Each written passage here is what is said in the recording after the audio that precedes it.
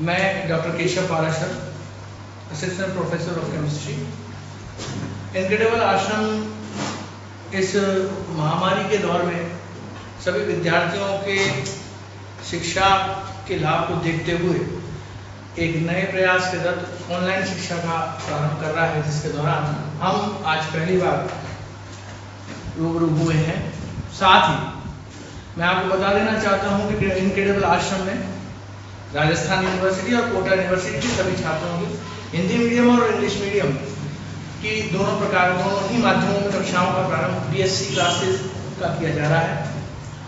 हम आज कोटा यूनिवर्सिटी और राजस्थान यूनिवर्सिटी के सिलेबस की चर्चा करेंगे। तो पहले हम कोटा यूनिवर्सिटी की इस केमिस्ट्री के लिए सिलेबस की चर्चा करते हैं। तो कोटा यूनिवर्सिटी में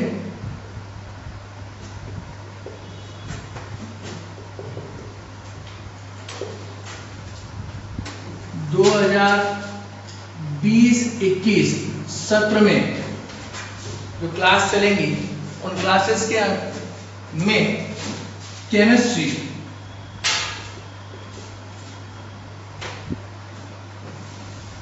की विशेष रूप से हमें चर्चा करनी है।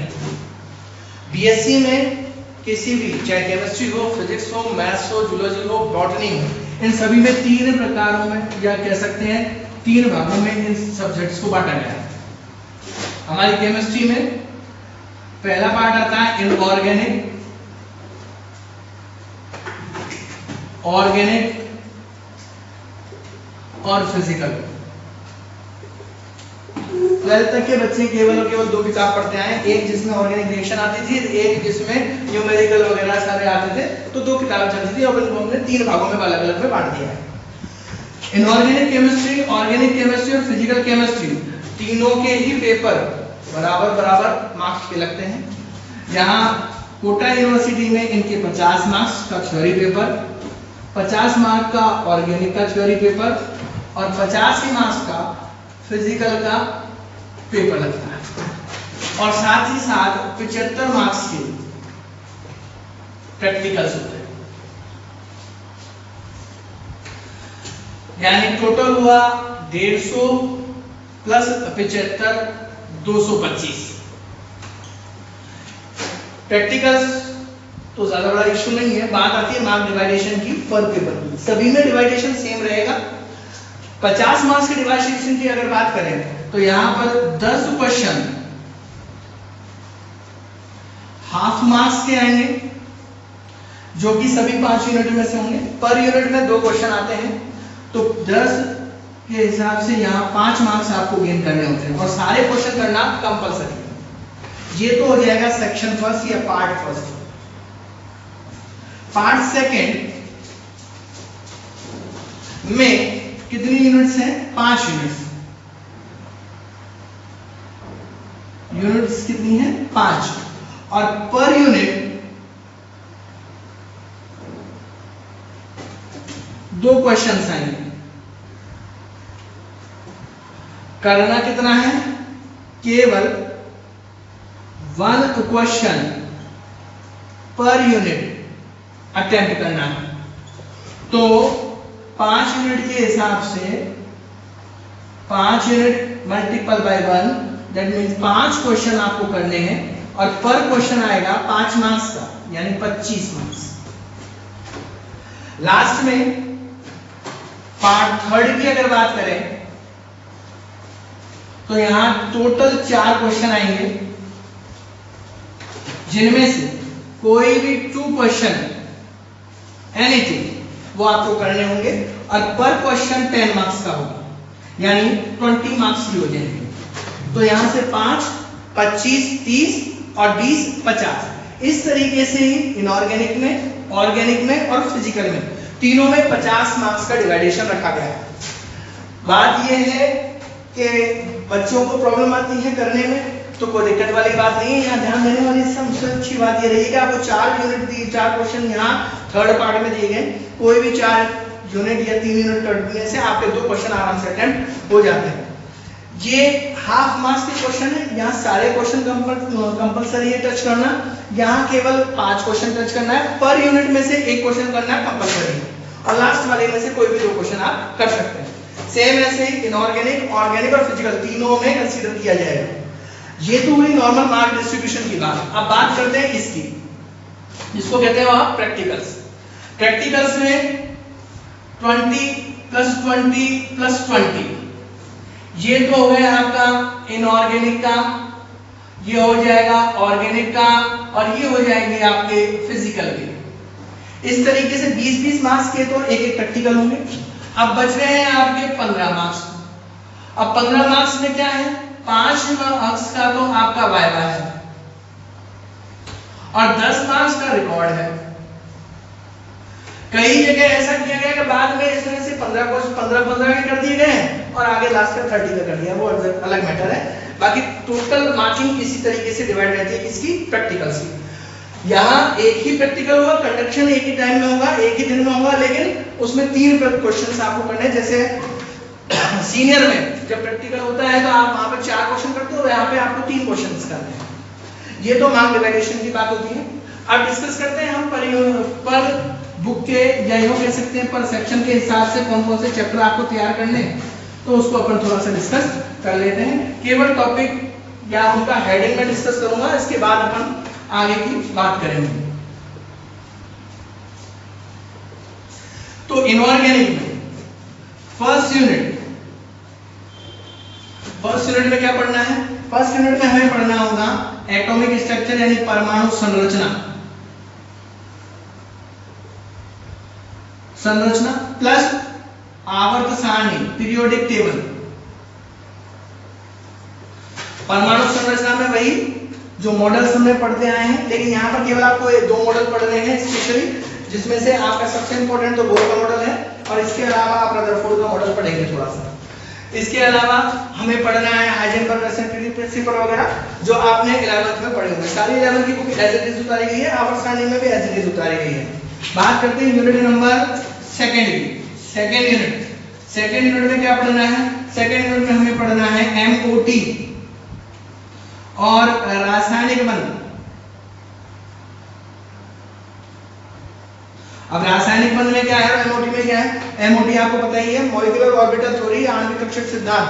तो आणविक कक्षक सिद्धांत में केवल और केवल पहले हमने पढ़े थे होमोन्यूक्लियर, यानी जैसे कि हम कह सकते हैं कि समान नाभिकीय या समनाभिकीय अणुओं की संरचना या उनके लिए मॉलिक्यूलर ऑर्बिटल थ्योरी डिस्कस करी थी। लेकिन यहाँ रासायनिक बलगति में या सॉरी रासायनिक बंध में हमें डिस्कस करना है वही हाइब्रिडाइजेशन, वेस्पर थ्योरी और सहसंयोजक बंध थ्योरी।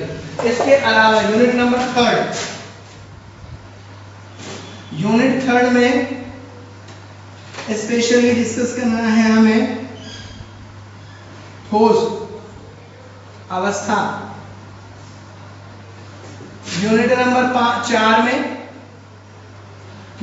4 में आप डिस्कस करेंगे एस ब्लॉक और कुछ हद तक पी ब्लॉक। और फिफ्थ यूनिट में हमें पी ब्लॉक कंपाउंड, और कंपाउंड में भी स्पेशली नाइट्रोजन के कंपाउंड्स हमें डिस्कस करने हैं, फ्लोरीन के डिस्कस करने हैं और ऑक्सीजन के डिस्कस करने हैं। ये सारी चीजें इसमें हमें डिस्कस करनी होगी। ऑर्गेनिक केमिस्ट्री की अगर बात करूं तो यूनिट फर्स्ट में 3 पार्टों में डिवाइड किया गया है। पहला है रासायनिक बंध। अब रासायनिक बंध में क्या है, सिग्मा बंध, पाई बंध, एकल बंध, द्विबंध, त्रिबंध की प्रॉपर्टी की डिस्कस करेंगे। वो कैसे बनते हैं, उनका ऑर्डर क्या होता है, किस तरीके से होता है, इनकी स्ट्रेंथ क्या होती है, ये डिस्कस करना है। पार्ट नंबर 2 में अगर बात करें हम, तो हमें इसमें रासायनिक अभिक्रिया में 4-5 प्रकार की हमने अभिक्रिया पकड़ रखी है। विलोपन, योगात्मक, ठीक है, प्रतिस्थापन, रीअरेंजमेंट, ये सारी अभिक्रिया इसमें डिस्कस करनी है। और लास्ट में एक हमारे पास आता है मध्यवर्ती। और मध्यवर्ती में आप ध्यान दें कि मध्यवर्ती पहला वाला टॉपिक है, आपने पहले शायद पढ़ा हो, अगर किसी ने आईआईटी फाउंडेशन वगैरह की तैयारी करी, नीट की तैयारी करी, तो उसमें पढ़ने को मिलता है।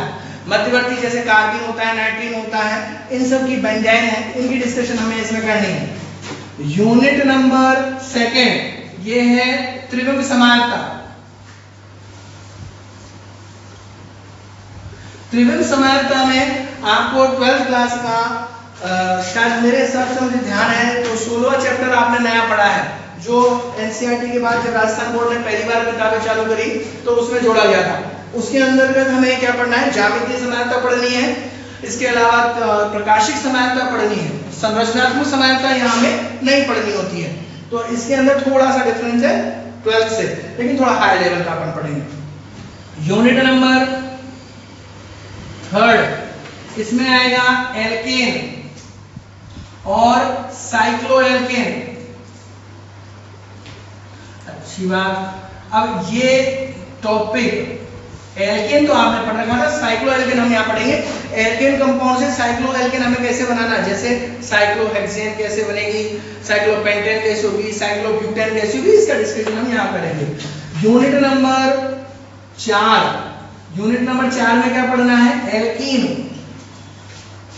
Plus cycloalkene plus एल्काडाइइन। अब ये डिवाइडेशन क्यों है ये भी ध्यान दें। यहाँ पर इन सभी के लिए अगर बात की जाए तो सभी एक जैसे मिलते हैं और सभी के अंदर क्या है, डबल बॉन्ड है, तो इसलिए ये सारा एक यूनिट में डिस्कस करना है हमें। और लास्ट 5th यूनिट जिसकी आप बात कर रहे हैं उसके अंदर हमें क्या पढ़ना है, एरोमेटिकता प्लस एरोमेटिकता के अलावा क्या पढ़ना है, हेलोएल्केन। तो यहाँ पे हेलोएल्केन और एरोमेटिकता जैसे आप 11th 12th में पढ़ते हैं एज इट इज रहेगी, कोई चेंजेस इसमें नहीं होना है। लेकिन ध्यान देना, यहाँ अगर चैप्टर सेम है इससे कोई लेना देना नहीं है। दिक्कत वाली इंपॉर्टेंट बात क्या है, इंपॉर्टेंट बात यहाँ पर ये होती है कि इन क्वेश्चंस के आंसर्स आप किस तरीके से देंगे, क्योंकि बीएससी में कंटेंट के साथ लेंथ ऑफ आंसर या डिस्क्रिप्शन या उसका क्लैरिफिकेशन किस तरीके से दिया गया है वो बहुत इंपॉर्टेंट होता है। इसके बाद हम बात करते हैं, डिस्कस करेंगे फिजिकल केमिस्ट्री की। फिजिकल केमिस्ट्री में फर्स्ट यूनिट फर्स्ट, ये एक तो आएगा गणितीय अवधारणा। अब इसमें क्या पढ़ना है, जो मैथ्स वाले स्टूडेंट हैं उनके लिए तो बहुत इजी है, जैसे अवकलन है, समाकलन है, प्रायिकताएं हैं, इसके अलावा परमुटेशन, कॉम्बिनेशन, क्रमचय, संचय आपने पढ़ी है वो है, ये सारे इसमें आएंगे तो इजी गोइंग आप कर सकते हैं। इसके अलावा बायोलॉजी वालों को प्रॉब्लम आएगी कि भाई मैथ्स कैसे करेंगे हम, तो उसके लिए मैथ्स बायोलॉजी वालों के लिए यहाँ पर कंप्यूटर जोड़ा गया है, कंप्यूटर। और इसके लिए आपको ज्यादा कहीं जाने की जरूरत नहीं है, हमारे इंस्टीट्यूट में ही आपको फ्री कंपटीशन के साथ कंप्यूटर की शिक्षा दी जाती है, और इसलिए आपको इस यूनिट की तो हेडर लेनी नहीं है, ये हम संभाल लेंगे। साथ में यूनिट नंबर 2 ये है गैसीय अवस्था, गैसीय अवस्था। इस गैसीय अवस्था में हमें क्या पढ़ना है, जितने भी आणविक गैस सिद्धांत है वो पढ़ेंगे हम सारे के सारे, काइनेटिक थ्योरी ऑफ गैस पढ़ेंगे, और इनके अलावा गैस से मॉलिक्यूल किस तरीके से बिहेव करते हैं उसके बारे में हम इसमें पढ़ेंगे। यूनिट नंबर 3 इसमें है द्रव अवस्था। ये द्रव अवस्था थोड़ा सा डिफरेंट आएगा, क्योंकि इसमें हमें क्या करना है, अलग अलग प्रकार के द्रवों की डिस्कशन करनी है, जैसे नैमेटिक द्रव, स्मैक्टिक द्रव, अतिशीतित द्रव, इनकी बात करेंगे। यूनिट नंबर 4 और 4 में ये है फिर ठोस अवस्था की बात करेंगे। यहाँ ठोस अवस्था में क्रिस्टलीय जालकों के निर्माण, उनके अंदर उनकी अंतरनाभिकीय दूरी और त्रिज्याओं के अनुपात का बात करेंगे, साथ उनकी संरचना ऐसी क्यों बनती है ये बात करेंगे। बाद में आती है यूनिट नंबर 5, और यूनिट नंबर 5 है रासायनिक बलगति। रासायनिक बलगति में बाकी सारा कुछ सेम मिलेगा, लेकिन एक चीज अंतर आएगा, रासायनिक बलगति में हमें यहाँ पर सेकंड ऑर्डर रिएक्शन और थर्ड ऑर्डर रिएक्शन की एग्जांपल्स प्लस उनका डेरिवेशन भी हमें इसमें डिस्कस करना पड़ेगा। तो ये सारा सिलेबस ऐसा है। अब जितना सिलेबस हमने डिस्कस किया उससे आपको इतना अंदाजा तो हो गया होगा कि 11th और 12th के सिलेबस से बाहर कुछ भी नहीं है, लेकिन 11th और 12th के सिलेबस के होने से ही सब कुछ पर्याप्त नहीं हो जाता, हमें इसको डिस्क्राइब करना, लिखने का तरीका, ये सारी चीज़ें जो हैं हमें बीएससी में सीखनी होती हैं। तो उम्मीद करता हूँ आपको ये सारा का सारा सिलेबस समझ में आ जाएगा। हम इसी सिलेबस के अकॉर्डिंग किसी एक किताब या एक बुक को उठा करके उसके यूनिट वाइज हम इसको डिस्कशन करेंगे।